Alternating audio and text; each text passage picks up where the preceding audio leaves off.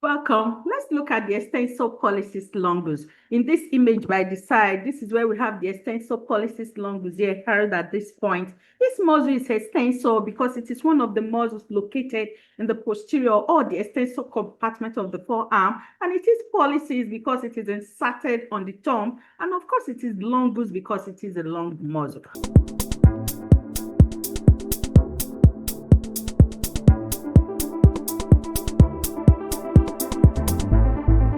The extensor pollicis longus is a long muscle, just as we initially described, and it is one of the muscles located in the deep compartment of the posterior forearm region. Using this image by the side, this is where we have the extensor pollicis longus. If you go back to our previous lecture on the muscles in the posterior compartment of the forearm, we see that in that region, we have a total of 12 muscles, while 7 of these muscles are superficially placed, 5 are deeply embedded. So within the deep muscles that are embedded in the deep layer of the posterior forearm region is where we have the extensor pollicis longus. Using this image by the side, this is where we have the deep layer of the posterior region of the forearm exposed, and at this upper region we have the supinator. Supinator is seen to be suspended within the upper region. This muscle is not seen to extend with the other muscles that are located in this layer to cross over the wrist joint. So if you go more inferiorly, we have the abductor pollicis longus. The abductor pollicis longus is the most laterally placed muscle, and this is what is also harrowed in dotted green. If you go more medially to the abductor pollicis longus, we have the extensor pollicis brevis, and this is what is harrowed in yellow. I've put up a lecture on the extensor pollicis brevis. If you've not checked out that lecture, please kindly go and do so. Why, if you go more medially to this muscle, is where we then have the extensor pollicis longus, which of course is the focus of this lecture. If you go more medially to the extensor pollicis longus, we then have the extensor indicis. This is indicis because it is inserted on the index finger. So these are the muscles that are located within the deep layer of the posterior forearm region. And if you look deep, you will see that 3 of these muscles are seen to exert different movement effect on the thumb. And this is why you have pollicis captured in their names. Specifically, the extensor pollicis longus is seen to exert extension of the thumb. So we can now see that the extensor pollicis longus is seen to have a brevis version. The brevis version of this muscle is seen to be positioned close to it. And this is what is harrowed in yellow. So the brevis version of the extensor pollicis longus with itself are located in the deep layer of the posterior forearm region. And this is what is projected here in this image. Now let's use this slide to further describe on the specific region of origin, and also the insertion of the extensor pollicis longus. This muscle is specifically seen to originate from the posterior surface of the middle third of the ulna and adjacent interosseous membrane. If you go back to this image on this side, this is where we have the ulna. We know that the ulna is positioned around the medial side, and this is specifically the middle third of the posterior surface of the ulna. It is also seen to originate from the adjacent interosseous membrane. This muscle, after originating from these 2 points, is seen to run obliquely. If you try to use this image on this other side, this is where we have the direction of movement of the extensor pollicis longus originating from the medial side and of course directed obliquely towards the lateral side. It is specifically seen to be targeting on the listar tubercle. The listar tubercle is a ridge that is seen on the posterior, the dorsal surface of the distal region of the radius. We've described this tubercle in our previous lecture on the radius. If you've not also checked out that lecture, please kindly go and do so. So this is where we have the listar tubercle. This tubercle is seen to act as a pulling that helps in redirecting the path of the extensor pollicis longus. It is not only seen to help redirect it, it is also seen to help mechanically support it.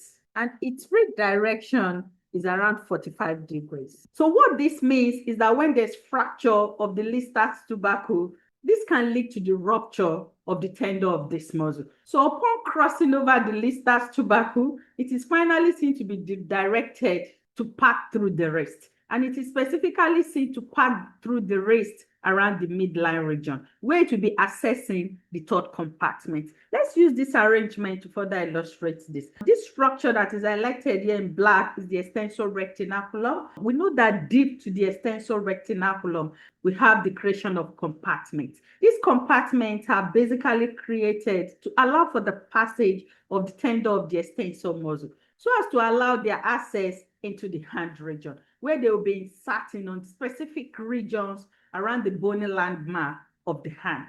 So you see that specifically, it is through the third compartment that the tendon of the extensor pollicis longus will pass through. And this is what is shown here in this image. So after passing through this third compartment, it is then being able to access the hand region. And this is where it is finally inserted on the dorsal surface of the base of the distal phalanx of the thumb. It is also important that we relate the origin and insertion of the extensor pollicis longus with that of the brevis version, in highlighting why one is longus and the other is brevis, and also further establishing the fact behind the creation of the anatomical snub box, which is also referred to as radial fossa. Let's use this alignment to describe the extensor pollicis longus. Don't forget that this muscle around the upper region originates from the posterior surface of the middle third of the ulna, and its final insertion point around the lower head here is on the distal phalanx. When we have the origination of the extensor pollicis brevis around the distal third of the radius, and this is what is shown here in this image. So for it to originate from the distal third, it means that the brevis version of this muscle will be originating at a more inferior region, and this is why the longus is longer than it. Also, because the point of insertion of the extensor pollicis brevis is on the proximal phalanx of the thumb, which means that its insertion also will occur at a more proximal region. And this means that the tendon of the extensor pollicis longus will also be running longer than the brevis version. So we can see the bases behind the length of this muscle. So their point of origin is at different level, and also the point of insertion, even though they are both inserted on the thumb, it is also at a different level. Also, if you look at the alignment of their point of origin, we say that the extensor pollicis brevis is seen to originate on the radius, while the extensor pollicis longus is seen to originate on the ulna. So this separation around this upper region is what creates the triangular impression that is referred to as the anatomical snub box. Don't forget, at this lower head, they are both inserted on the thumb, but at different levels. So there is a close hub around this lower edge. Let's look at the events that occur around the point of insertion of the tendon of the extensor pollicis longus. We already described in our previous slide that it inserts on the dorsal surface of the base of the distal phalanx of the thumb. If we try to use the bony landmark of the hand around this side, we already highlighted that this is where we have the carpal bone, highlighted here in brown. Distal to the carpal bone, we have the metacarpal that is highlighted here in green. And distal to the metacarpal is where we then have the phalanges. For the thumb, we say we have two phalanges. We have the proximal phalanx and also the distal phalanx, while the other digits are seen to have three phalanges, which include the proximal, the middle, and also the distal phalanges. So we say that the tendon of the extensor pollicis longus extends the thumb, but specifically it is seen to extend it at the interphalangeal joints. So if we go back to this image, this is where we have the tendon of the extensor pollicis longus. You see that the tendon has the grace of being driven more distally. The interphalangeal joint is created between the proximal and also the distal phalanges. And because the insertion is on the distal phalanx, it is able to control this joint. It is the only muscle out of the three pollices that extends to this level.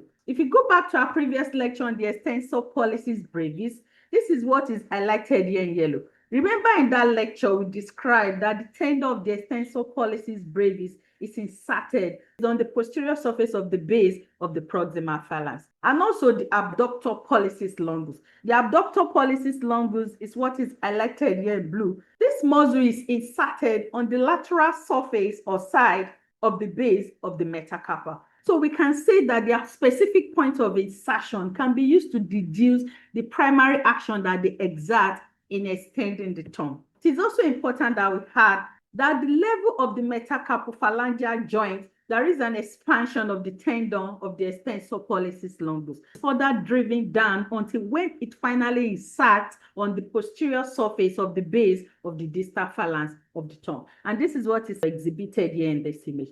This extensor expansion can also be referred to as dorsal aponeurosis. This aponeurosis is further strengthened by the intrinsic muscles that are located in the palmar or the anterior surface of the hand. Don't forget that this is the posterior view. So the tendon of this muscle will need to be wrapping around for it to be able to insert or reinforce this expansion. So we have on the lateral side the abductor pollicis brevis, and this is what is highlighted here in dotted green. We also have on the medial side, we have another intrinsic muscle in the anterior region or palmar region contributing to this reinforcement, and this is the adductor pollicis. So you see that there is contribution from the muscles that are located in the palmar region of the hand. So the integration between these intrinsic muscles that are located in the palmar region that are able to then wrap around for them to be able to insert on this expansion, and also the extrinsic muscle, which is the main structural component of this expansion, which is the tendon of the extensor pollicis longus. The extensor pollicis brevis may also be seen to contribute to this expansion. So the integration that occurs between the extrinsic muscle and also the intrinsic muscles of the hand in the creation of this expansion helps in modulating precise extension of the thumb at the interphalangeal joints. Let's drive through this slide where we'll be describing the relations with the other muscles that are located in the deep layer of the posterior forearm. Don't forget, we already highlighted the supinator. We say that the supinator is at the upper region, while we have the remaining muscles that are located at this lower side, crossing over the joint of the wrist. On the lateral side here, we have the abductor pollicis longus. While if you go more medially, we have the extensor pollicis brevis, and at this medial side, we have the extensor pollicis longus. Then if you go more medially, we then have the extensor indicis. So we can say that on the lateral side of the extensor pollicis longus, we have two muscles within the deep posterior forearm, and this includes the abductor pollicis longus and also the extensor pollicis brevis. While if you go on the medial side of the extensor pollicis longus is where we then have the extensor indicis.